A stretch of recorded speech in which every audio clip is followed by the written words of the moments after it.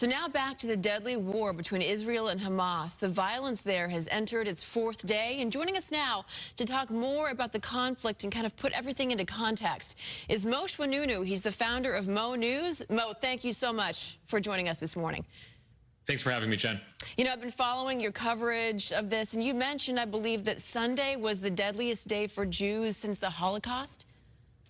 Yeah, just such an incredible tragedy. Israel is 75 years old, but even through the wars it's been in, it has never seen a deadly day like on Saturday. And so even the U.S. Holocaust Museum was putting out that this was the deadliest day for Jews since the Holocaust back in the 1940s.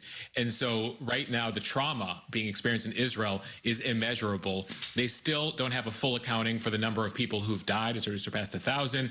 And the hostages, more than 100 Israelis, many civilians, some children, some elderly, being taken hostage in the Gaza Strip. I mean, can you kind of bring us up to speed on what's happening over there right now and where we stand?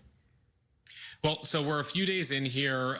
Israel took a couple days to push out the Hamas terrorists who crossed into the border on Saturday, and now they've declared war. There's a siege on Gaza. They're comparing Hamas to ISIS and saying just like the West eliminated ISIS, they need to eliminate the terrorist group of Hamas. But we should note Hamas is the governing authority of the Gaza Strip. 2.5 million Palestinians live on that piece of territory, about 7 miles by 25 miles. And on top of that, you have the hostage situation. So what we're looking at in the coming days and weeks is an all-out war, the likes we haven't seen in several decades in that part of the world. I mean, if you could you kind of put this into context?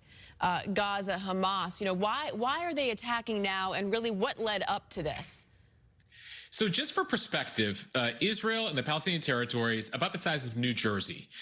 Israel has about 9 million people in it, about 7 million Jews, 2 million Palestinians who are citizens. And then you have the Palestinian territories, the Gaza Strip and the West Bank. Gaza, where the focus is right now, is governed by a terrorist group called Hamas. They've been around since the 1980s. They took power of the Gaza Strip in 2007, and they've launched intermittent wars on Israel. The mission of Hamas is to destroy Israel, replace it with a Palestine in the entire piece of land there. And why now? Well, they've been pretty quiet for a couple of years. And what unfolded over the weekend was the biggest attack by Hamas in a very long time. They're looking at the region. They're seeing more countries open up relations with Israel. Countries like the UAE, Bahrain, Morocco. There's ongoing peace talks between Saudi Arabia and Israel. And as far as Hamas is concerned, this is not something they wanted to see. They're funded. They're sponsored by Iran. They clearly got a green light from Iran. And so as we talk about this, there's the Palestinian-Israeli conflict, but really there's a lot of regional and international factors at play here. Right. And that's what I wanted to ask you. One last question. What does the U.S. do? Because if Hamas, for example, is getting aid from Iran, there's a potential global threat here.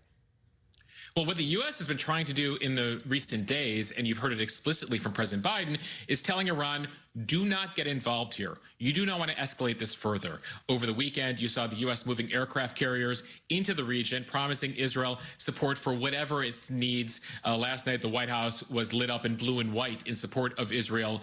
And so what the U.S. wants, what Israel wants right now, is not further escalation. They want to keep this between Israel and Hamas. The issue is Iran sponsors other terror groups in the region. They have a group called Hezbollah in Lebanon. And so the big concern in the coming days and weeks is, does this expand beyond Gaza and Israel? Mosheh Oinounou, thank you so much for putting all this into perspective for us. And you can find Mo on Mo News on Instagram. He does a really great job of breaking down all the headlines so they're digestible and understandable for people. So we thank you for your time, Mo. Thank you, Jen.